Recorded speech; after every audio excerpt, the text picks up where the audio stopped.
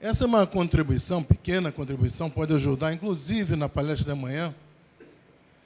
A palestra da manhã, o MINC vai apresentar, não é um dinheiro que está entrando, é um contrato que já foi assinado, são 450 milhões de dólares, né? Já é um valorzinho interessante aí para a gente trabalhar. Esse dinheiro, ele veio, tem um nome bonito de PESAM, mas para quem é do ramo é o PDBG2. Né? O PDBG1, agora é o 2. Mas deram o nome de PESAM, um nome político e tal. E é o que ele vai apresentar amanhã. O PESAM ele vai fazer aplicações de dinheiro, em primeira instância, aplicações de dinheiro, num regime assim tradicional, com relação a redes coletoras, interceptores, estações elevatórias, ampliação de estações de tratamento, etc. Nós viemos aqui apresentar uma ideia que já foi levada em conta na região dos Lagos do Rio de Janeiro, ao final da década passada, uma briga intensa na região, e essa briga não foi com as ONGs, por incrível que pareça, foi uma briga interna dentro do Estado, com as duas empresas privadas que lá atuam, Prolagos e Água de Juturnaíba, que são empresas que já atuam desde, se eu não me engano, desde 96, 97, alguma coisa por aí. Então, 98, especificamente 98, começou o trabalho deles. E houve uma discussão sobre captação, chamada na época captação de tempo seco, que eu gosto de chamar de coleta de esgoto difuso. Então, fica aqui uma ideia inicial. Lá é um sucesso, são 26 interceptações que existem na Lagoa de Araruama, e é o primeiro processo de reversão de poluição em todo o país, é a Lagoa de Araruama. A Lagoa de Araruama possuía lá um substrato, algo em torno de 60 centímetros. Substrato é um nome bonito para aquilo que vocês imaginam que o esgoto contribui a um reator fechado, né? Então, eu tinha uma casa na beira da lagoa, um barquinho e tal, e cada vez que o barquinho virava, ele era a vela, né? A gente pisava no substrato. E, às vezes, não dava para virar o barquinho de volta, tinha que caminhar em cima do substrato até a beirada. Isso hoje, entra entre os dedos e tal.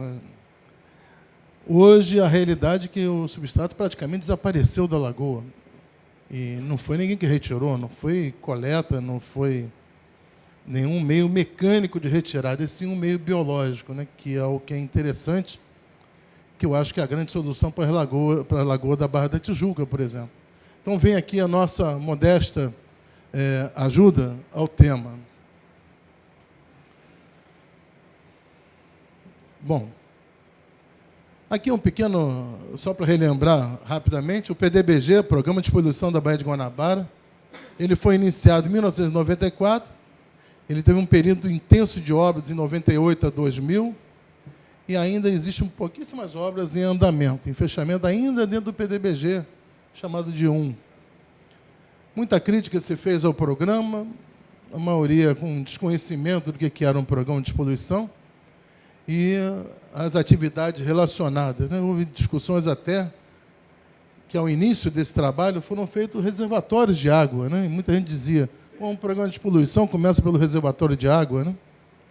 Mas acontece que é um programa sustentável, e não há sustentação de uma tarifa de esgoto sem que você tenha uma correta abastecimento de água da cidade. Então, o programa começou por reservatórios. Essa consultoria, na época, foi uma consultoria internacional de uma empresa japonesa que veio para o Brasil fazer esse trabalho, e foi acompanhado por um técnico aqui do clube, Constantino Arruda Pessoa, foi o consultor deles durante o período. Um outro programa muito intenso foi o PSBJ, Programa de Saneamento da Baixada de Jacarepaguá, muito intenso, iniciou-se em 99, ele ganhou força no período 2001 a 2009, está lá a estação de tratamento primária, executada, em funcionamento, o emissário submarino, tem que ser construído em 2 etapas. A primeira etapa foi construída, a segunda, parte dela já foi feita na zona de arrebentação, já está toda pronta, né? Um tubo... Oi? O emissário submarino da Barra da Tijuca, exatamente. Que ele comporta os esgotos de Jacarepaguá, Recreio e da própria Barra da Tijuca. Um avanço nos últimos anos, principalmente em cima de recursos do FECAM, os nossos índices de coleta ampliaram até 2009, que é o último número que nós temos, em 33% da população urbana. Você tem coleta e tratamento de esgoto. A nossa abordagem vai seguir por esse caminho. Bom,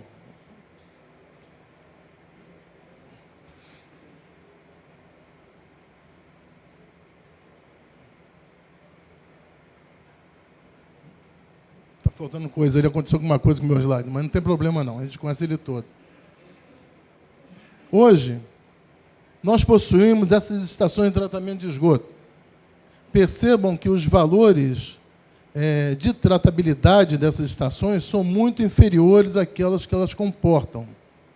Isso porque o sistema de coleta não consegue levar a rede de esgotos, né, ou ela não possui troncos, ou não possui interceptores, ou não possui a própria rede, levando e conduzindo até a estação de tratamento. Então, nós temos estações de tratamento, o planejamento foi correto, a primeira coisa a ser implantada são estações de tratamento, você não pode fazer rede coletora sem que tenha estações de tratamento, senão seria um desequilíbrio total num local concentrado pelo esgoto. Então, nós temos as estações de tratamento funcionando e recebendo parte de esgoto sanitário. Então, as redes não estão ainda totalmente implantadas. Esse é o nosso foco da palestra. A nossa atualidade são praias e lagoas sem banabilidade garantida. Esse é o nosso tema hoje. Ou seja, lagoas da Barra da Tijuca contribuindo ao mar, a Baía de Guanabara contribuindo ao mar, e sem você ter a garantia de banabilidade dessas praias. O objetivo, propor solução técnica e economicamente viável, sustentável, que atinja os compromissos assumidos com o Comitê Olímpico Internacional. Então, em 2016, nós temos um caderno de encargos assinado com o COI. O COB, Comitê Olímpico Brasileiro, assinou um caderno, o governo do Estado do Rio de Janeiro e a Prefeitura assinaram um caderno junto ao COI. Temos que cumprir, né? Para não termos o disparate que ouvimos aí com relação à Copa de 2014. Na nossa proposta de solução está a eliminação das línguas negras das praias, a implantação imediata de sistema de coleta de esgoto difuso, chamado, nominalmente, foi eu que dei esse nome, de SED, em pontos estratégicos, na Baixada Fluminense, no entorno da Bahia e no sistema lagunar da Barra da Tijuca. Complementação das estações de tratamento previstas no PDBG e operação em conjunto com o sistema SED. Avanço gradual da implantação da rede coletora de esgoto. Hoje mesmo, eu tenho uma filha que é arquiteta, né? E quando ela soube que eu vinha fazer a palestra, ela está fazendo o mestrado em Engenharia Sanitária e Ambiental, Engenharia Urbana Ambiental, e ela me indagou por que tanta gente é contra a interceptação do esgoto. Provavelmente porque não conhece o que é a interceptação de esgoto e pensa que isso é uma solução definitiva. Então, eu já projetei várias. A ideia inicial saiu um pouco aqui da minha cabeça, graças a Deus. E a ideia é que isso seja uma situação em andamento, não é definitiva. Porque tudo no Brasil que se faz provisório, fica no provisório o resto da vida. O esgoto sanitário mudou um pouco essa visão, né? Tanto que as pessoas opinam, inclusive, sobre as interceptações. No passado, sequer se falava nisso. Bom, em 2011, o que nós temos são essas estações em ocorrência. Em 2012, se nós conseguimos implantar essas captações de esgoto difuso na Barra da Tijuca, nas praias da Zona Sul, construir essa coleta de esgoto que extravasa para as praias, iniciarmos a construção de rede coletora, aí sim, com o dinheiro da palestra de amanhã, perfeito?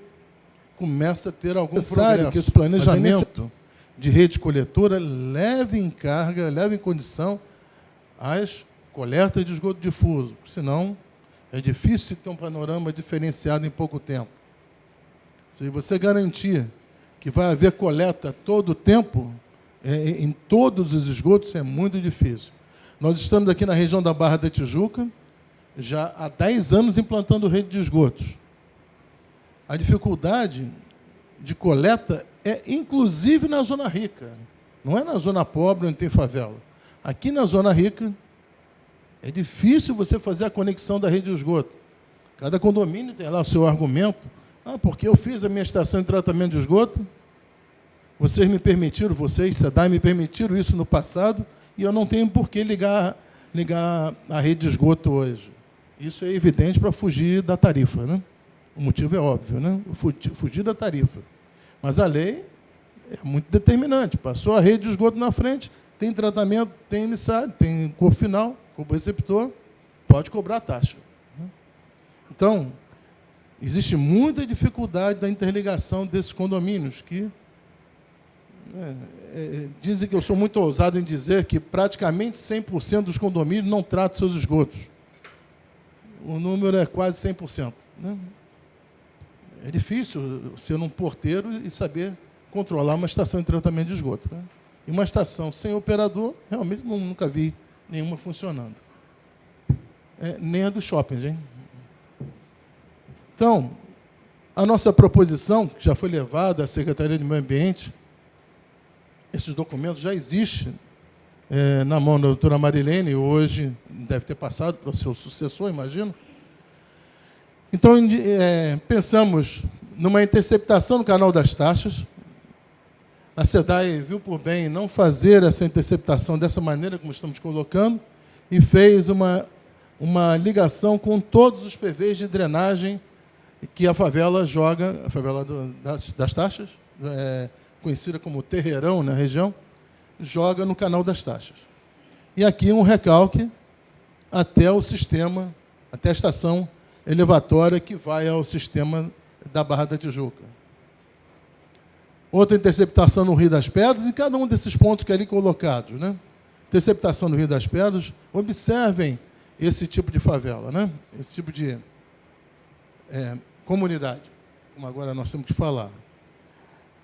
A dificuldade da execução de rede de esgoto tradicional em um sistema urbano, se é que você pode chamar de sistema urbano, é extremamente difícil. Né? Eu, como disse o Rio, eu tenho 60 anos, trabalho em saneamento desde os 18. Meu padrinho foi Reinaldo Cláudio Peixoto, você sabe. Eu nunca acreditei em esgoto em favela. Já se fizeram vários sistemas, né? Todos perdidos. É muito difícil. Muito difícil a manutenção, muito difícil a execução. E a operação, eu não conheço nenhum com sucesso. Posso até me enganar, mas eu não conheço nenhum com sucesso. Então, eu não vejo outra solução que não seja uma interceptação no meio hídrico, né? Na medida que essa situação se tornar uma situação urbana, com intervenções não somente no esgoto, mas com urbanicidade, trazendo os arquitetos, uma intervenção como essa que vai ser feita na Rocinha, né? Aí sim, é possível você criar novas ruas, criar novos meios, tanto de macrodrenagem, microdrenagem, pavimentação de vias, aí é possível você implantar rede de esgoto. Como está, não há sentido. No anil,